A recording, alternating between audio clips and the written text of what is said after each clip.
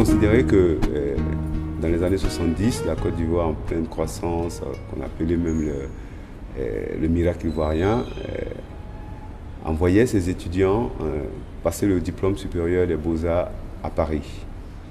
Et donc les œuvres qui sont là sont des œuvres qui vont partir des années 1973 jusqu'à 1984-85 par là. D'abord, ces étudiants sont tous allés s'inscrire dans un atelier, l'atelier Yankel aux Beaux-Arts de Paris. Et après leur diplôme, ces étudiants sont rentrés, mais pour des problèmes de kilos, de poids, de transport, ils ont laissé ces œuvres-là dans l'atelier de Yankel. En fait, Yankel officiellement n'est pas le propriétaire de ces pièces à qui les étudiants n'ont pas donné directement ces œuvres. Il les a collectées, étant donné que ça traînait ça et là dans son atelier. Il les a collectées et il les a conservées.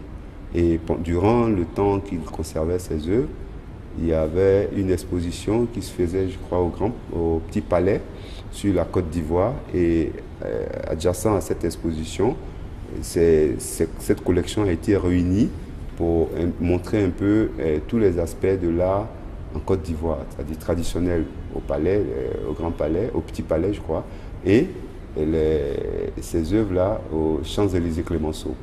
Mais l'exposition a été dirigée par une dame du nom de Véronique Virbel, et à qui Yankel avait fait ce prêt. Et pendant l'exposition, malheureusement, un drame s'est produit.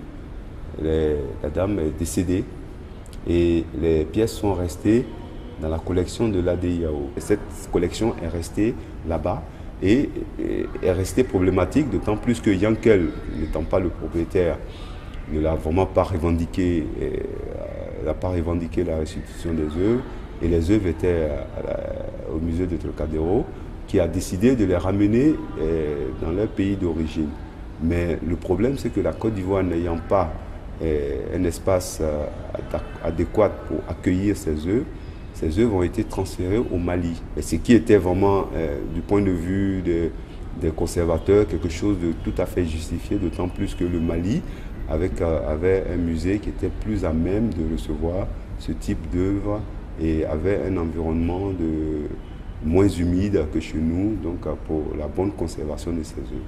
Et grâce à la fondation Noualéat pour les arts contemporains, nous avons aujourd'hui une partie de ces œuvres-là exposées ici, à la Rotonde des Arts. Pour la petite histoire, les œuvres, le matériel de peinture à l'époque venait même de France. Donc on avait l'huile, les acryliques qui venaient de France. Donc avec la crise, on ne pouvait plus les faire venir de France. Et il fallait trouver autre chose, il fallait trouver quelque chose qui pouvait permettre aux artistes de continuer de travailler.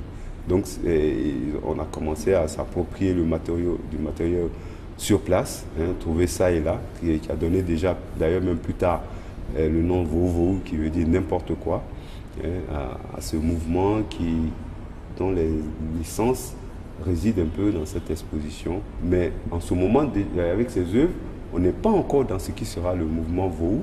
Il y a l'esprit du Vovo qui traîne, le mot Vovo est là, mais en réalité, le Vovo a été formalisé dans les années 84.